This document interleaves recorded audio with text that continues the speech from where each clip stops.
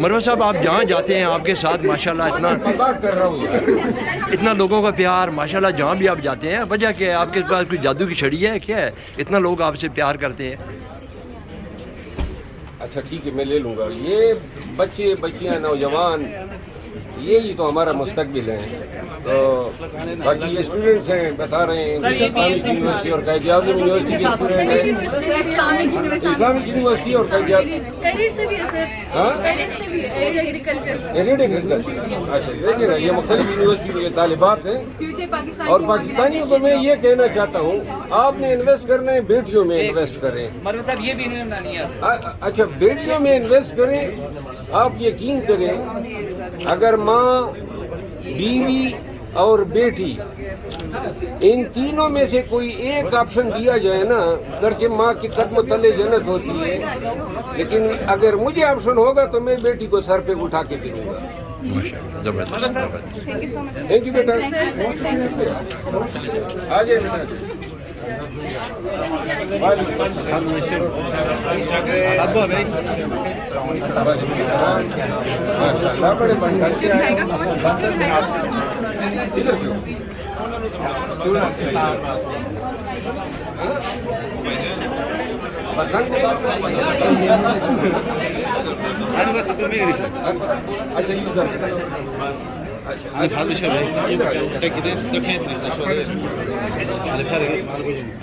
کوئی نکال بھی رہا ہے یا نہیں؟ منہ پکڑے ہوئے ہیں.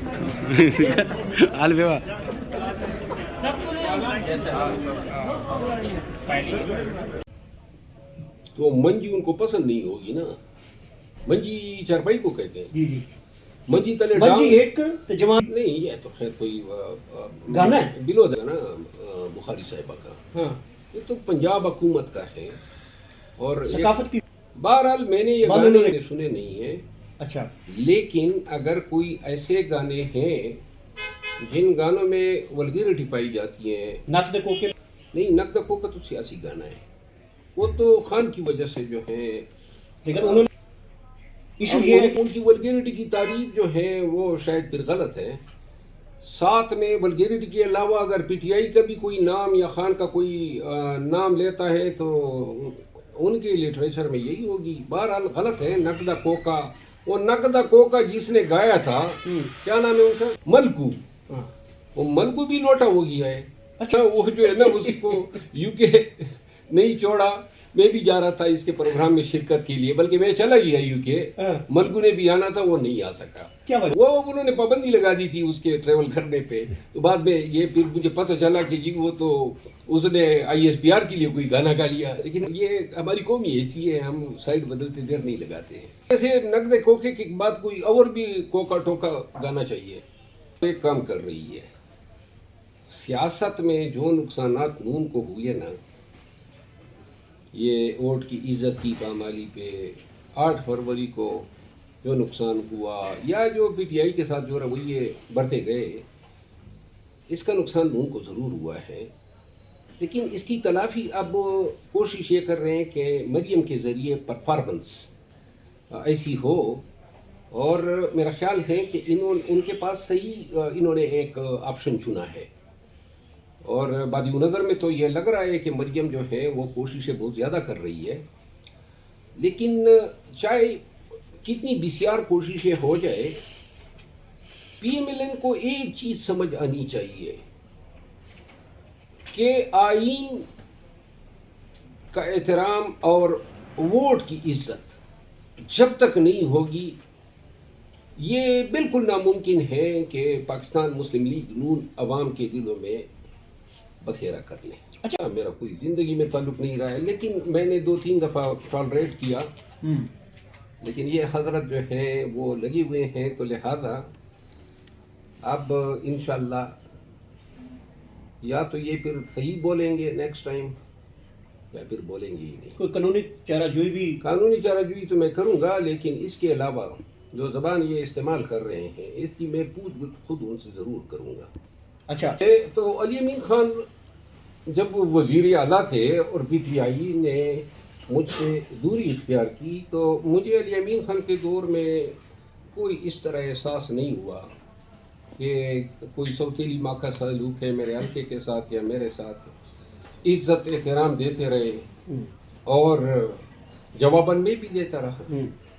اور آج بھی یہی وجہ ہے, وزیر اعلیٰ نہ ہونے کے باوجود بھی میں علی امین خان کی دوستی پہ فخر کرتا ہوں.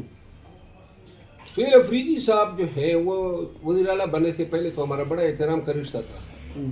وزیر اعلیٰ بننے کے بعد جو ہے وہ ہمارا تعلق نہیں رہا ہے. اور نتیجتاً آج میں نہیں کہہ سکتا ہوں کہ ہمارے مابین کوئی خوشگوار تعلقات ہیں. اور میرا خیال ہے کہ میری مثال تو ایسی ہے نا راند درگاہ کی. مطلب یہ میرے پولیٹیکل سٹیکس نہیں ہے.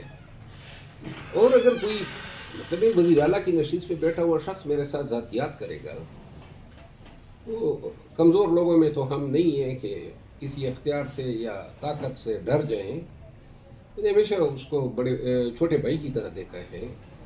میں نے اس کی آمد پہ ان کے خلاف جو کمپین ہوئی اس میں ان کو ڈیفینڈ کیا, لیکن ان کو کوئی غلط مشورے دے رہا ہے.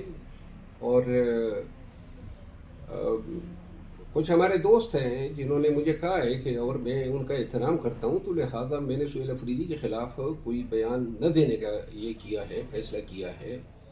اور میں چاہوں گا کہ وہ بھی احساس کر لیں کہ ان کو جو ہے شاید ان کے لیے بھائی خواہ نہیں ہے جو ان کے دشمنوں میں اضافہ کر رہے ہیں. کیا میرا خیال ہے میرے علاقے کے فنڈ بند کیے ہیں, یہ بھی ایک ایکسٹریم سٹیپ ہوتا ہے. باقی میرے خلاف وہ بیان دے گا تو کیا خبر بتائیے گا پلیز. یہ ہونا تھا, کانسٹیٹیوشنل ریکوائرمنٹ تھی نا. ہاؤس کمپلیٹ نہیں ہوتا ہے پوزیشن. 6 مہینے سر ہو گئے تھے, نہیں ہوا تھا. جاتی تھی نا.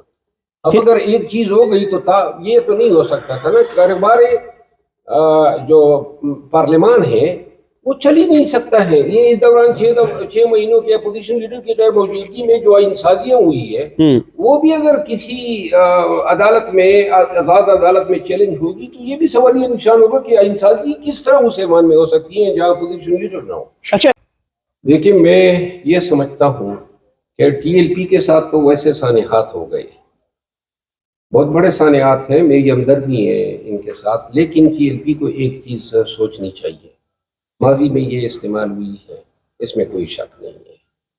مذہبی پارٹیاں طاقت کے جو مقتدرہ پہ جو لوگ بیٹھے ہوتے ہیں ان کے لیے سیاسی پارٹیاں استعمال نہیں ہوتی ہے.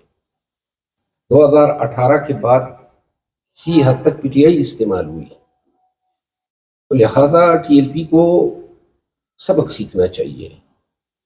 یہ جو بھی ان کے ساتھ ہوا یہ کسی بھی طور جائز تو نہیں ہے, لیکن انہوں نے اپنی جو امپریشن بنا کے دی تھی وہ بھی کوئی سیاسی طور پہ کوئی جائز امپریشن نہیں تھی. آپ کو یاد ہوگا جو یہاں فیض آباد میں پیسے بٹ رہے تھے اور بار بار یہ آتے تھے, بعض اوقات بلا وجہ آتے تھے. تو لہٰذا میری پوری ہمدردی ہے حلفی برادران کے ساتھ, ٹی ایل پی کے ساتھ, ان کے شہداء کے ساتھ.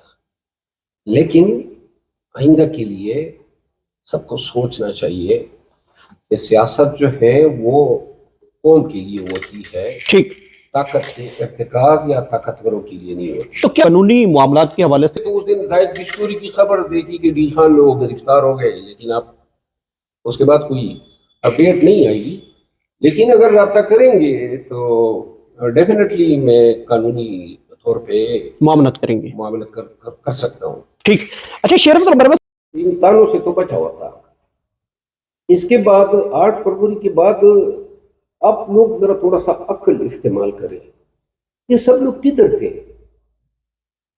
میں بار بار یہ کہتا آیا ہوں کہ جتنے بھی کینڈیڈیٹ کے حلقوں میں گیا وہ ایک ہی بات کرتے تھے کہ ہم پہلی دفعہ اپنے حلقے میں آئے ہیں. ان حلقوں میں کوئی پی ٹی آئی کا جھنڈا نہیں اٹھا سکتا تھا. اور یہ نہیں ہے کہ میں کوئی 30 مار خان تھا, لیکن جس چیز نے ہمارے